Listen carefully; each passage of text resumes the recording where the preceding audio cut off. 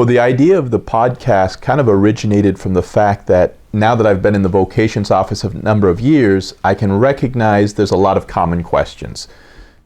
There are so many common questions that these guys have, but they think they're the only ones having it.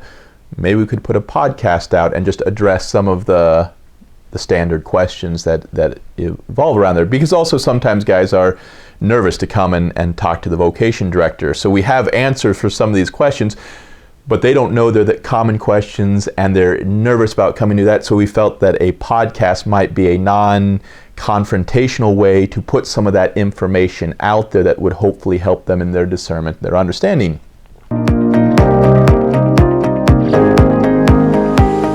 So this idea started about almost a year ago, and originally I was going to do it with a good friend of mine. I was trying to think of the podcasts I listen to, there's a fair amount of banter and so they're enjoyable to listen to, and so I wanted someone that I was comfortable enough with that I could give them a hard time or rib them a little bit. So a good friend of mine from high school days was the original guy I was going to do it with, who's not a priest, but he's a father and he's got boys growing up, and so I thought that might be an interesting angle.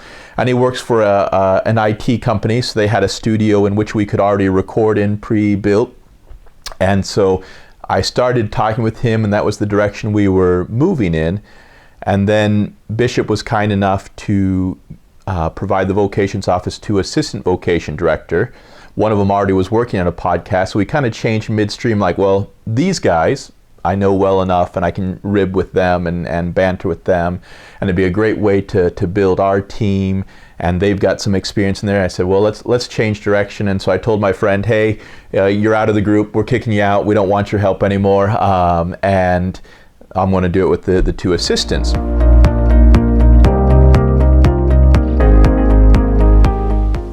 And so at that point, then we also had to build our studio. So we contacted some people and they gave us information on the type of equipment we could use. And so I started going through Amazon. And for me, I'm not a technologically oriented person, so this was all Greek for me and probably took me twice as long as it would a normal person to do that. But so I began learning about it, getting all of the equipment.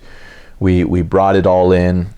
I wanted to make sure that we were comfortable with one another and that we had a plan, so I worked out about, made sure we had enough questions to last a year worth of questions.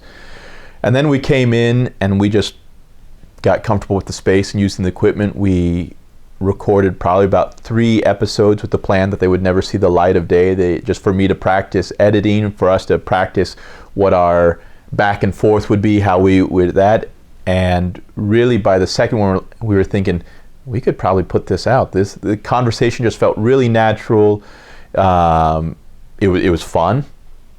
I started with this idea that, well, these are common questions, and I've thought about these things a lot for guys that are discerning, and so I can give pretty clear answers, and yet these other 2 priests come in and they see it from a slightly different angle, and so one of the joys for me is that I'm learning from them too. So hopefully the 3 minds together are giving even greater advice, but they'll say something and that'll spur something onto me, and then someone will chime in there. And so it really is the time that when we're recording, it's natural because it is.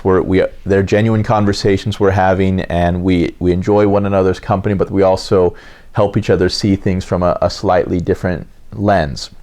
And so it's been a joy in that part. I've enjoyed recording more than I anticipated. Not that I thought I was going to dread it or anything, but it has been a heightened experience of what I thought it would be.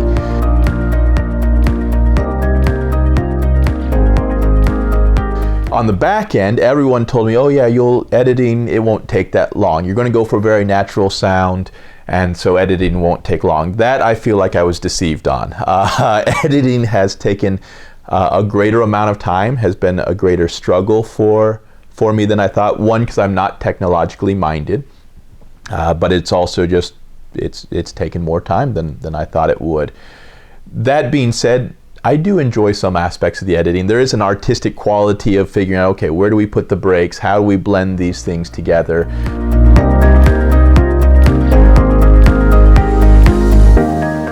I'm still amazed when I get to the end of the episode. We sound much smarter than we actually are once you cut out the ums or the repetitions, or, okay, I started on this idea, no, that's not where I want to go, and I stop it and I start again. But in editing, you slice those out, so it just looks like for 30 minutes we're just firing and have really coherent thoughts, and that's really maybe not quite the entire truth of those conversations. But it's enjoyable, but it does take more time. And that's probably, I think, my biggest fear of it going forward. I think there's value in it. I enjoy the conversations. As I understand with podcasts, the most important thing is consistency. And so I want to make that commitment to people that are going to listen, that we will consistently put out a good episode once a week.